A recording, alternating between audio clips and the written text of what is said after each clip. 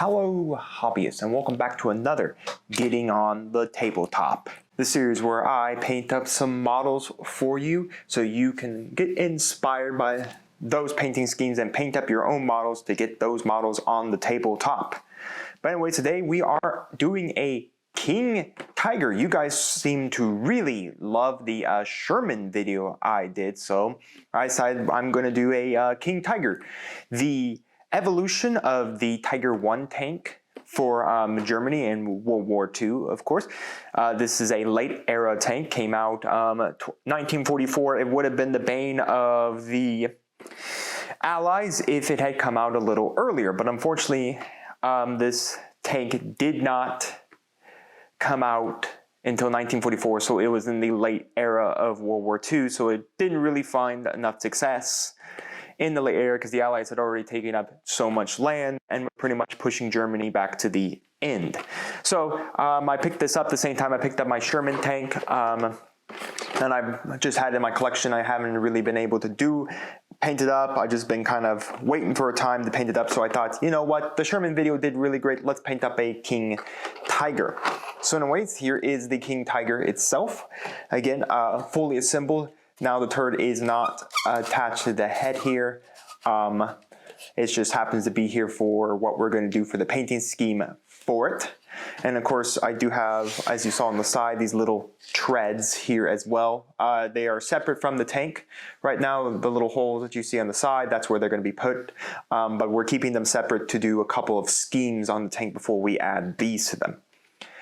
So what type of scheme are we going to do for this King Tiger? Well, this is clearly a late era German tank, so we should do a late era scheme for this German tank. So I'd like to thank Pete the Wargamer for actually helping me get inspired for this late era German camo scheme that he did for his own video. I'm going to put a link to the video in the description below, and it should be appearing in the card as well.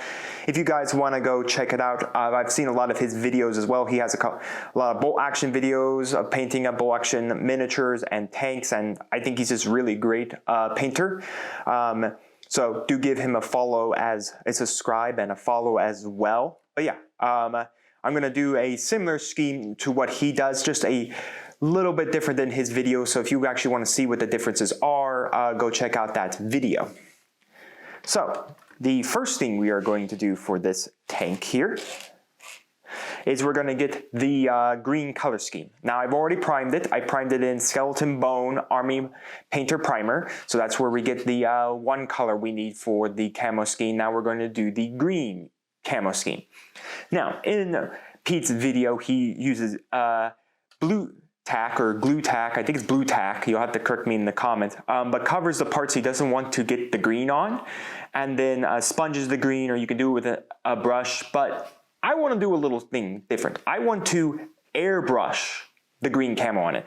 I want this tank to be very late war. Like, this tank just came off the assembly lines, had to get a quick camo scheme put on it, and immediately hit the battlefield running, because, you know, the Allies are pushing towards Germany. This tank needs to be right on the battlefield. It needs to have its big cannon targeting the Allies and destroying them, stopping their halt. So we're going to do like not a perfect camo scheme, because I want this to look like it's been well and rushed. Again, like I said, I am going to be using an airbrush to get this scheme, and I'm going to start off with the green color, and I'm going to do Army Green Air here. This is of course a mid color, so it's not a base color, but I think it works well enough. The base color is Angel, well, it's drab green, but I also have Angel Green as well, but I think Angel Green is just too dark. I don't want that dark green, I want like a lighter green, and Army Green is a very nice light green color. So again, we're going to be doing this with an airbrush, but again, if you don't have an airbrush, don't feel the need to immediately go out, spend some money and get an airbrush. Yes, airbrushes, as you can see here, this Iwata airbrush I am using right now. The first airbrush I actually have, and I've been using this a lot more than a airbrush I got from Squidmar, but I do own both of them. But this one was the first one. I think I got this like Hobby Lobby, if that makes sense. I think you can also get airbrushes at off Amazon as well for a pretty good price. But again, don't feel compelled to get an airbrush. There's multiple ways to get the camo scheme down. Like I said, glue tack works really well. You could just glue tack the parts and then paint in, and then just very carefully peel the glue tack away from the model, and then that will give you your scheme for the striping for the green. Or you can just very carefully mark out the lines you want the paint to go, and then mark those. So typically, another way you could do this is you could detach the head of the tank so that you could then like color the scheme under the like when the head of the tank moves and all of that, which you can do. I'm not gonna do that. I want the scheme to look like, you know, the head was attached to the chassis, so like the parts that are like under where the tank head is didn't get camo on them, because mainly the camo scheme would go on top of the tank after the head of the turret of the tank is attached to it. But if you do feel the need, you can detach the turret of the head, do the turret separately, and then do the entire body of the tank as well. But I'm not gonna really do that style for the tank. I'm just going to keep the turret attached to the tank, and we're gonna do it all together. So let's start airbrushing up this tank and get those stripes completed. Hello everyone, this is your host from the future. Well, here we are airbrushing up our tank. You just saw me, of course, put down some paper towel to, of course, protect my mat as we move into airbrushing here. I am also using a glove on the hand I am using to hold my tank so I just don't get all the airbrush paint on me, as well as I am wearing a respirator, as you should as well if you are using an airbrush. So anyways, I'm starting here with the turret, and I am just testing out my airbrush on the paper towel as well, and I'm just working on some striping on the turret head as well, just gently spraying that down onto the turret, just trying to get the striping I want to look like. Again, you can use glue tack if you feel you want more precise location for the green, that way you can protect the skeleton bone primer. But anyways, I'm just doing different little angles here, just trying to make the lines look completely like they're completely joined together. So that's why I'm pushing the tank here to the side, just so I can get that side part of the tank. So I'm just moving the tank over once again, just to get it. And again, I'm using my other hand now, the one I normally would have used for the airbrush. But anyways, I'm covering the camera there. But anyways, I'm just getting the turret again from that side with my airbrush here, as of course we get to look at my hand, just a glorious hand it may be. But anyways, I am going to also be working on the underbelly of the turret. So anyways, I did pull the turret out from the main body just so I can get the underbelly just a little bit easier from the tank. So this allows me to finish up the striping on the turret and doing the underbelly of it. So anyways, what I'm doing actually with my hand is I'm just covering up the paper towel, just trying to force the airbrush to a little better. This is how you can actually protect certain areas from getting the paint on it, by putting something under the part you're trying to airbrush to protect it. But anyways, just so you all know, I am using 2 thin coats of green here. I'm just going over, letting one coat, and then I'm letting that dry. That first coat is mainly to just give me the line I am looking for as we now begin the striping process on the tank. As you can see, I am dragging that down into the wheels. That is a little important to bring the camo scheme into the wheels, because most camo schemes did go right into the wheel wells of the tank as well.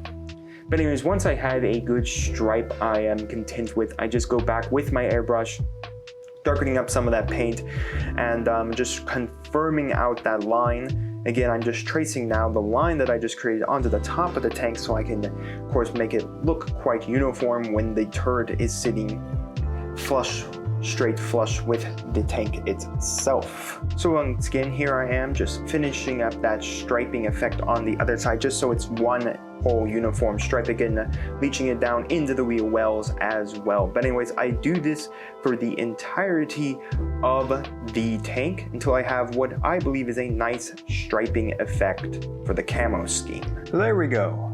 The tank has been fully striped out with some green.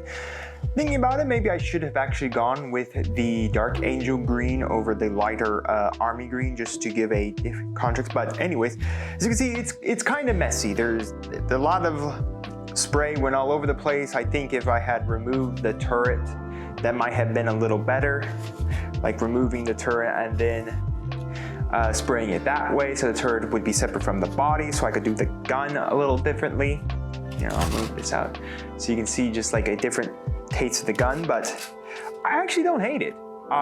Lessons are always learned in painting, and I think like removing the turret from the chassis is not a bad idea if it's your first time doing it, but I think to me this makes it look really nice. Again, my headcanon is that this is a late war Tiger II tank. So basically, this Tiger II just came off the assembly line, needs to get right into the thick of the battle. They give it a quick just this quick scheme to get it right into the battle. A quick striping for the late arrow camo.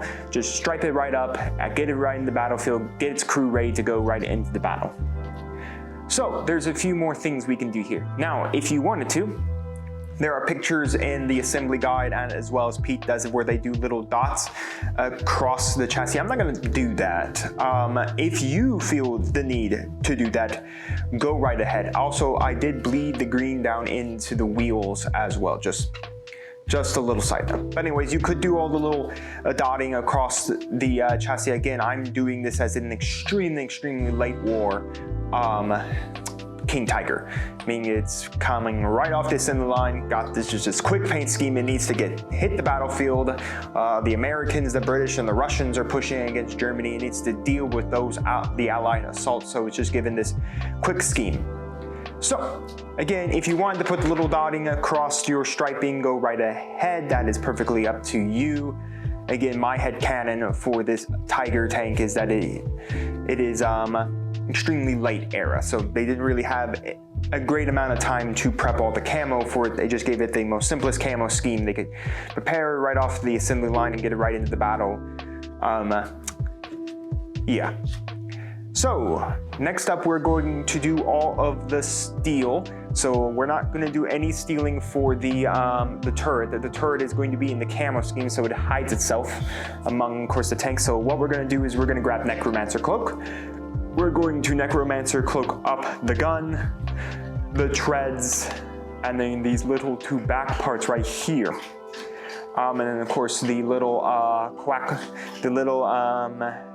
mounted machine gun in the front will also be getting that.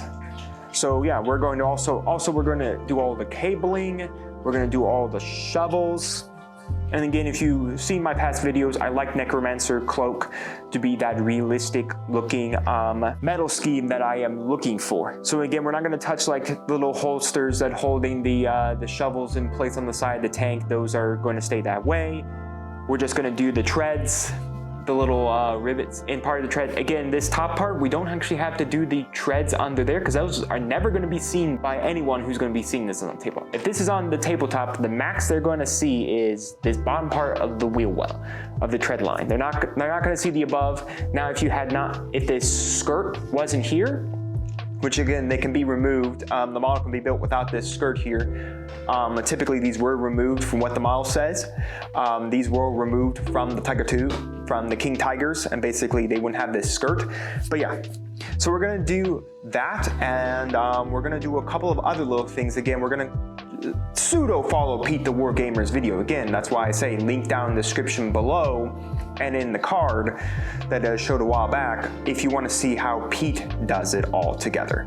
Again, if you want some better looking stripe lines, again, glue tack, and then just paint, airbrush, work through your striping lines. But again, I'm doing a rough striping line because again, I'm headcanoning this tank to be extremely late era. So we're gonna do with all the metal parts in Necromancer Cloak. So once again, there's our Necromancer Cloak. Again, love it for realistic looking steel. Also forgot, when you're working through the Necromancer Cloak, make sure you also do the little rivets that will attach themselves to the sides of the tank. We will super glue those in later, but we do want to work on these as well. So once again, just be very cautious when working through putting these coats on separately, that you be cautious not to get it on anything that is now the striping green and our skeleton bone. Though if you do get it on there, don't worry, we can just clean that up with Army Painter green and skeleton bone from Army Painter as well. So if you do get it on there, don't concern yourself, don't freak out, just continue working and then go back with those colors and then just clean those up. Again, if you wanted to, you could even clean them up right now. If you wanted to clean up, say for instance, you wanted to get that more skeleton bone now, or any part that you spray, where I sprayed, where I don't want the green to be, I can easily just go back with some skeleton bone and clean that up. So just take your time through the Necromancer Cloak, pick out the stuff that will be Necromancer Cloak, or you want Necromancer Cloak, and of course just work your way through that. Again, with the bottom of the treads, right here, the underbelly of the treads, you do not have to do the underbelly of the treads if you do not want to. This is never going to be seen by anyone unless you're going to pick it up and flip it over to show your opponent. If you just want to do the treads that can be, the parts of the treads that can be seen by your opponent, and again, that the bottom part down here as well, then just go right ahead and do that alone. Again, it's up to user's preference exactly if you want to do the bottom of your treads. I'll be doing the bottom of the treads myself, but again, no one's ever going to see the bottom of your treads because again, the tanks, unless you decide to flip your tank over, but even then, that's not a big problem because again, what's going to be seen is the top of the tank and the sides of the tank. You're not really going to be seeing any of the bottom of the tank. So anyways, take your time, work through everything that needs Necromancer Cloak, and again, if you get Necromancer Cloak on anything that's not supposed to be Necromancer Cloak, go back, fix it up with the Army Green or the skeleton bone. Well, there we are. We finished all of the Necromancer Cloak, again doing all of our little tools, the rope here, we did little exhaust pipes, we did the entirety of the treads as well, and of course we did the tools on the top and a little machine gun in the front. We of course did the machine gun on the turret as well, and we did do all 6 of the little treads as well. So next up, it's time to do the next 2 parts of this, and as you can see, I did remove the turret head here just to get a better access to all the little parts on the tank itself, the chassis, I guess you should say. Now we're going to do all the brown, like the stock of this gun, and all the little brown bits and parts that are on the tank. And what we're going to do that brown in is good old dirt spatter. Really love this brown. It's a nice chocolate looking brown. This is really good. Again, you can put some strong tone ink over that to darken up the brown, and then you can highlight it with burr brown. Nice, just rich brown color. We're just going to work our way throughout the butt of the gun here, making sure to be cautious of the Necromancer Cloak. We just finished. Again, if we do get it on the Necromancer Cloak, no worries. We'll just simply quickly just fix that up with some Necromancer Cloak. For the main tank itself, we are going to of course do all of the handles. Again, watching ourselves for the little holders of the handles, so we want to do those. So all those little handles across the thing, and then you want to do these little poles right in here. Again, just being cautious of the Necromancer Cloak, but again, that's not too worrisome. Again, we'll just fix that up, and then just be cautious of the 2 parts right here. Again, we're gonna get all that completed, and then that will be it, and we're ready to start doing another process of the tank. So just take your time and get all the fur brown down. So we completed the dirt spatter brown, all nicely done for everything that is brown. I did do this little tool back here, these little bolt clippers. Of course, we did everything on the sides of the tank, all the little tools, everything there that needed to be brown, and of course we did the butt of the gun as well. But yes, that is it. So now, typically we go into a wash step right now to wash everything and then do some highlights. We're not going to be doing that. We're going to be putting on some decals so we can weather up the decals along with weathering up this tank with some washes. But of course, we're also going to do a couple of other little things before we go into some washes. So let's talk decals. We're going to only be decaling, of course, the head of the turret here. The decals I decided to go with is this little knight on a horse, this big 333, and of course the symbol of Germany. Of course, this is cut away from the main decal sheet. So if you've ever worked with decal, cut them away from the sheet, then dunk them in some water. So I have water that's right next to me, and you're just gonna let those soak. If you're a follower, you know that I normally decal as the last thing before I varnish the model and then call it good. Again, because we're going to be doing a little bit of like a pseudo weathering using, again, Pete the Wargamer's method for painting up his tank, we're going to be putting the decals down first, and then like I said, we're going to put a wash that's going to make the tank look very much weathered. So to do that, we're going to be putting down some 𝐴𝐷_coat. Now, 𝐴𝐷_coat's pretty much just like a gloss. Remember, you can put 𝐴𝐷_coat over lenses and stuff like that to give everything a nice little glossy look to it. But you can put it down onto a model to apply your decals, which is the method you want to do. You want to apply an 𝐴𝐷_coat layer down, put the decal on the 𝐴𝐷_coat, and then put an 𝐴𝐷_coat layer down over it so it seals it in. I don't really typically do that much anymore. I pretty much just put the decals on the last thing and then varnish it, and that sticks it to the model. But you can easily just do the method like I said, and then what you can take it to the end is a non-shine varnish.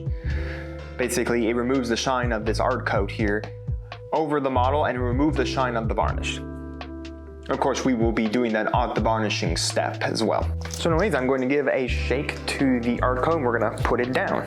Now, of course, we want to put down the 𝐴𝐷_coat before we get into getting the decals off and putting them on the model. Of course, I'm putting some 𝐴𝐷_coat down on a palette here. So we know where the little rivets are going. So if you do want to hide the decals under here, you can do that as well. But we're going to choose, I think, this location right here.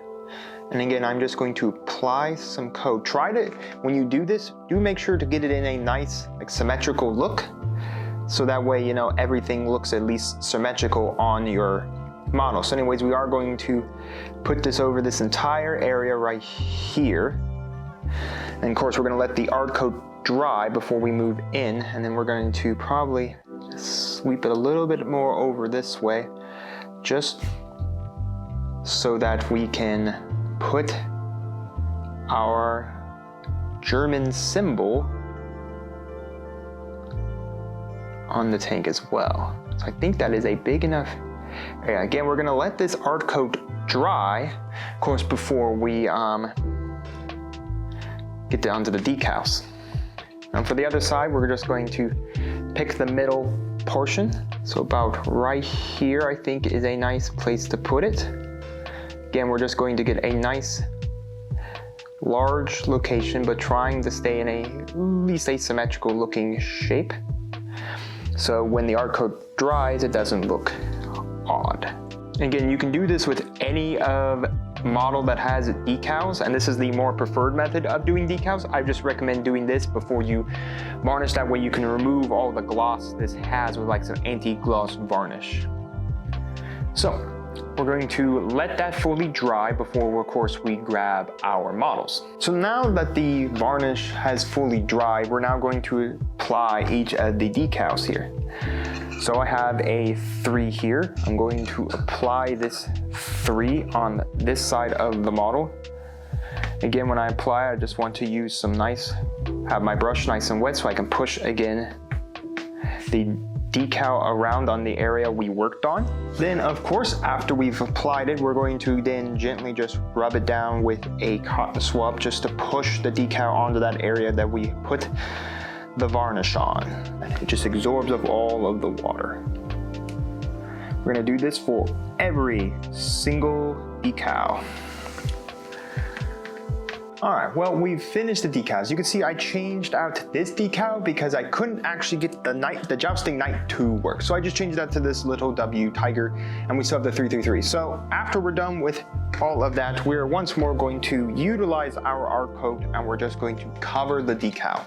Again, you want to make sure the area that you're about to put this on is completely dry. So again, if you got a cotton swab or a tissue, whatever you use to push down your decal and dry up the water around it, make sure again it's dry, and then just apply the coat over the decal.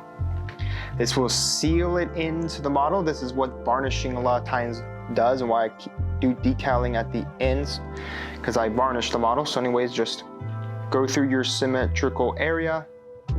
Again, I know this is going to be a nice gloss shine to the model, but again, that will be cut down once, of course, we use some non-gloss, non-shine varnish. So once more, just let that fully dry, and after that, we're going to move on to some fun highlighting. So, as I stated, it is time to do a highlight. Now, I know what you're thinking. Tyler, in the last couple videos, you told us you like to do a wash and then highlight. And yes, that is correct, but we're gonna be doing an overall wash to everything to like give it a grimy look.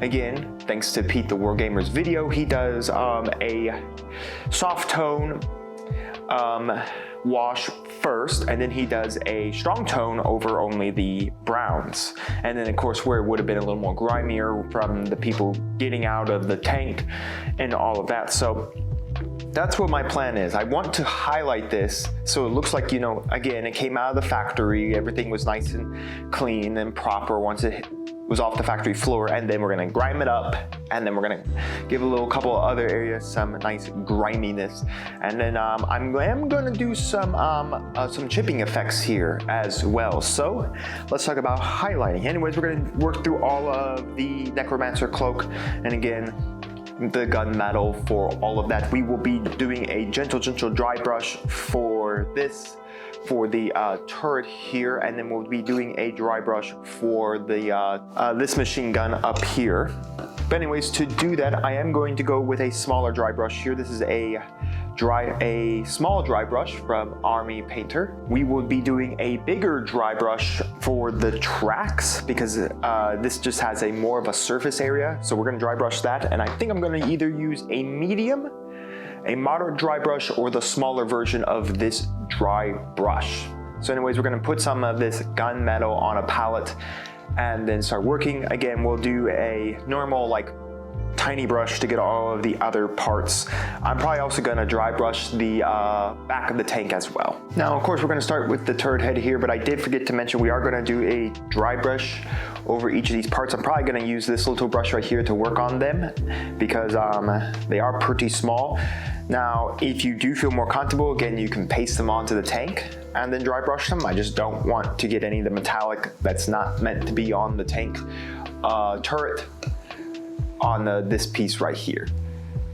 So after we dry brush those, we will paste them into their locations because again, I want to give them the wash while they're on the tank. So again, you'll need to wait for that glue, of course, to dry. Again, we'll do super glue. I'm probably gonna be using some good old-fashioned Gorilla super glue. So anyways, once again, when working with any dry brush, you're gonna get some of the paint on the palette. I did water this paint down because it is going to be the paint that will be used for the rest of it. We're gonna put that onto a paper towel and work it into the bristles. And we don't want a lot. I have been using my hand now, the side of my hand right here, to test how much is on my brush, which is really nice. So anyways, then I'm just going to flick it across the turret. Again, you can always come back, put more on it if you so wish. But anyways, we're just going to work it like this. Again, love this combo if you don't know, to give your to give all your weapons that realistic metallic look. Just take your time, work through it, and then of course, after you're done with that, work through the rest of the model for all of the metallic parts. So we completed all of the silver dry brushing here, again giving a nice metallic sheen to all those. I did super glue these. Again, I used Gorilla super glue, very much love it. Again, we brush our gun as well. Nothing else on this, of course, got any metallic. We did do the entirety of the tank as well, from the little pinto mounted machine gun here, giving it a light brush. I edge highlighted everything. I did a dry brush for the back of these right here, and I only did the front of the clips because in my mind these are the only stuff that's metallic. The rest of this is just like a gray color. I did do a silver on this as I try to bring it in the camera. I did do a silver metallic look right here for this. But again, I only really did the clips. If you want to do the entire cable line in metallic, go right ahead. I just did the clips because I think that's the most metallic part of the tank. And I did do little bolt cutters, the front of the little bolt cutters as well. So it just leaves the brown here, and we are going to do it again, even though we are going to wash it twice with a soft tone and then a strong tone. But I think again, we want to give this the grimy look. So we're gonna make it look like this was fresh new wood ready to be plastered onto this tank, and now it is grimy. I'm going to do a full over just edge highlighting, no dry brushing. There's nothing really big, no real big parts here. Again, this is the only part that is brown on the turret. That's all we're gonna do for that. I did forget to mention, I did dry brush the entirety of the tracks as well. And of course, the two sides that are visible to our opponent on the tabletop. I did do a full dry brush on the bottom, even though it's really only this part of the track and this part of the track are the only things that actually are seeable on the table. But I just wanted to give a full overall dry brush, just in case for happens it picks up and it gets shown on the bottom. That's why I covered the entire bottom in Necromancer Cloak as well. So yes, so now we're just going to do all of the brown again. Since we started with dirt spatter, we're gonna go do fur brown for that. That's what the combo I like to do. Make sure once again, after you're done with all your metallics, you change out the paint. That's very important. You do not want to be missing metallic little flecks that are in metallic paints that give it that sheen and shine, and with paint that's not metallic based. Because again, we don't want that mixing to happen. It also just removes some of the coloration to this color and gives it a metallic sheen when this color is not meant to have any metallic sheen. So again, just take your time edge highlighting. Just pick up the high raised edges of this gun butt and then just simply drag your brush across that. You can do thin lines, thick lines. Again, it just kind of matters how much you want to drag your opponent's eye to that.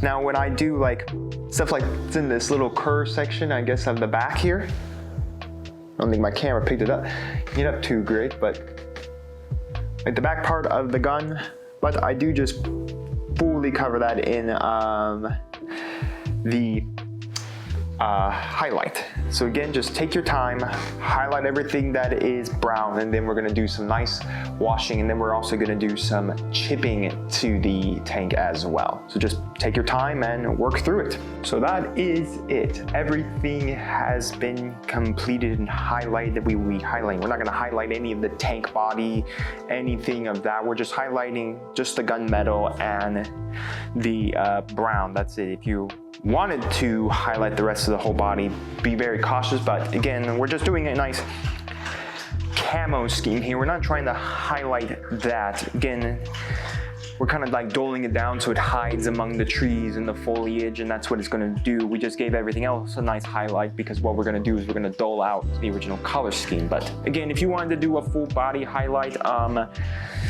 I would pick like a light green or a light bone tan just to give it a little highlight, but nothing that overpowers the green and nothing that extremely overpowers your green and lightly brightens up your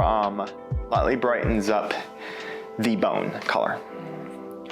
So anyways, we've done all of the brown here. We gave everything a nice highlight. Everything got a good nice highlight here. Of course is the turret head as well. Everything just got a nice highlight. So anyways, now it's time to wash the tank. So first we're going to do an overall wash of soft tone, again mix 50-50 with of course quick shade mixing medium, and then after that we will be doing exclusive to the brown and some exclusive areas a strong tone ink, again mix 50-50 with quick shading mixing medium to the brown, and then some of the areas where like the crew would have stepped out, like we're probably gonna do like a thicker like strong tone here and maybe around like some of the turret head, like the back here maybe. But again, we're just gonna pick out just small little areas where the crew might be stepping around the tank, grinding it up as they get out, get back in, evaluate the tank, check to make sure it's good, pulling the tools off the tank and all of that. But first we gotta do the overall soft tone. Now, once again, if you don't know, this is a 50-50. So 1 drop of the soft tone to 1 drop of the quick shading mixing medium. Again, 2, 2, 1, 1, 2, 2. Unfortunately, my camera decided to cut out before I started actually covering the surface. Again, I used soft tone ink 1-to-1 with quick shading mixing medium, and then strong tone ink 1-to-1 with quick shading mixing medium. Now, I actually went back to Pete's video and realized he's using actually a mid-brown wash for the tank, which I think actually brings out a lot more for the tank rather than the soft tone actually. But I think the soft tone gives you a nice gradients of like a nice look, but I would recommend actually the mid-brown probably for everything. But anyways, I gave everything a wash of soft tone. I gave the entirety of the wheels soft tone, and then strong tone off camera. I did the front here and then the back parts here, the parts of the treads that can be seen with the strong tone. I did all of the wheels, grinding them up. I did some of the parts here, like this front section, this section right here. I went over the strong tone with all of our brown. I put some strong tone inking over where people would be stepping out. I put it over all the doorways to show a constant opening and closing of the doors. I did it over this little brown. I did it up here on these parts where like the soldiers are getting out of the top of the tank, are scraping it and then grinding up the tank. So yeah, we've done all of that. So anyways, now we're gonna go into some chipping. Now, when doing chipping, it is you do as much as you want. I have some sponge here. This is how we do chipping. And then we're gonna start off with some drake tooth for chipping of the body of the tank. Now I'm gonna concentrate my chipping on the skirt of the tank. Now you can do this chipping with a paintbrush. I just think a sponge is much better. I've got the paint on the sponge. I did decide to thin the paint, but anyways, I pushed some of that paint off the sponge here. And we're just going to put little chip marks throughout the tank, just making it look like the paint is chipping away from the main chassis part. Again, I'm not using a lot of paint here, just a little amount across. Again, once you put some paint on it, you'd want to make sure to tap that away. Again, this is a very, very nice method to do chipping, and it's a lot easier than doing a sponge. Again, we're just going to put a good amount of chipping over each side of the skirt. You can go as little or as much chipping as you want to do. I think we're just going to chip up only the skirt of the tank. Again, if you want to chip like the front up, I think we will chip up a little bit of the front here now thinking about it. Just put a little chipping over here.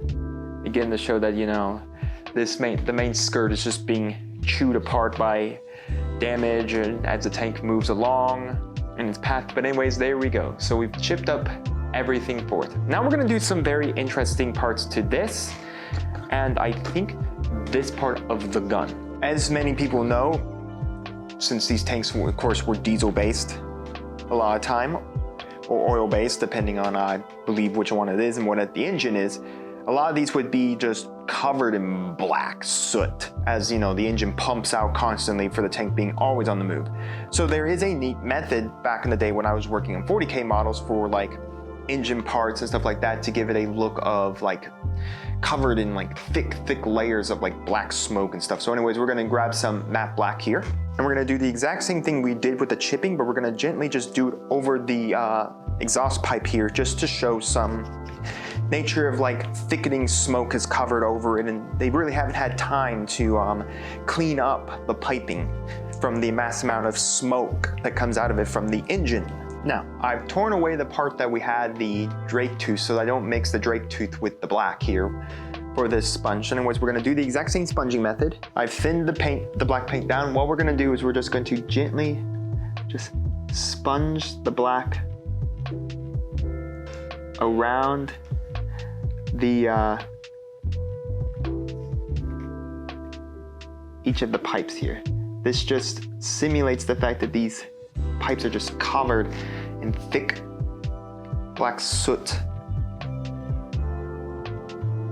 from, well, them purging out the gasoline that needs to keep this tank going, and the crew here just hasn't had the time to go in and clean up that piping. Again, do as little as a lot as you want.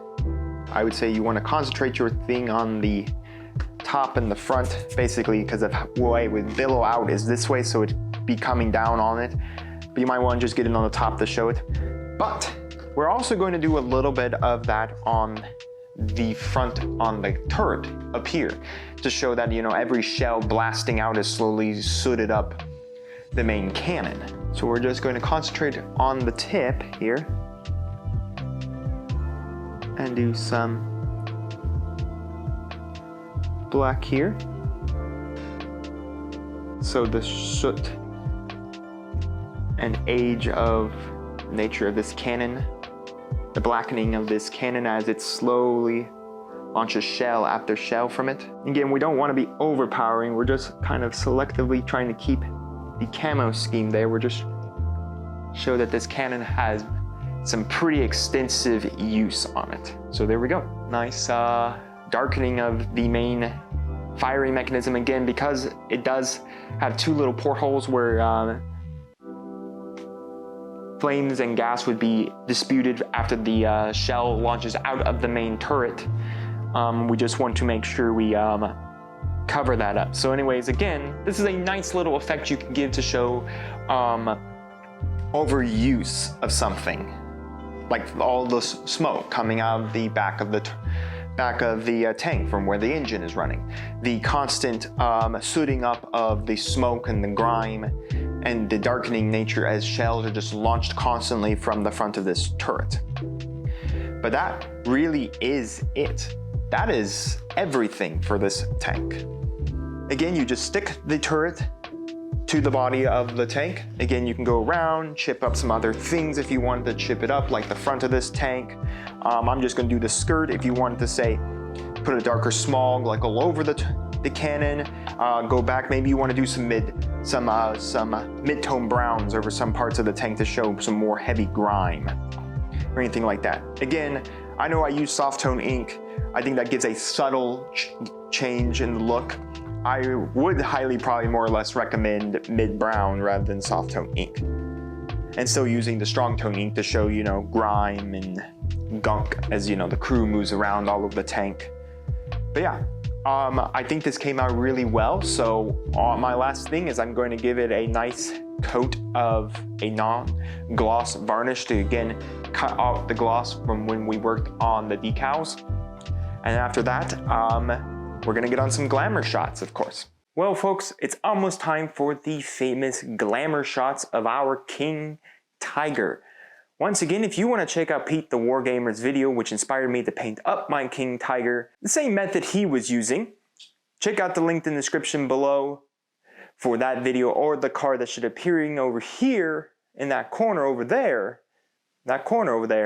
for the video as well. Also, let me know down in the comments, do you like the opening I did, where instead of just simply doing an opening, jumping right into doing the painting scheme and all of that, and then of course here at the outro, or did you want more of the intro I did where I was already on the table, we were all ready to go, immediately starting into painting, and then of course into this outro? Let me know that as well if you like that style of intro outro. And again, also let me know down in the comments your thoughts on my King Tiger, what you would improve for your own King Tiger, and whether or not this of course will help you paint up a King Tiger. And while you're commenting, do make sure to subscribe to the channel, do make sure to like the video, and do make sure to ring the bell so you get notified when my videos go live for you. And enjoy these glamour shots of the King Tiger, and we'll see you here next time on Mama Dragon's Miniatures.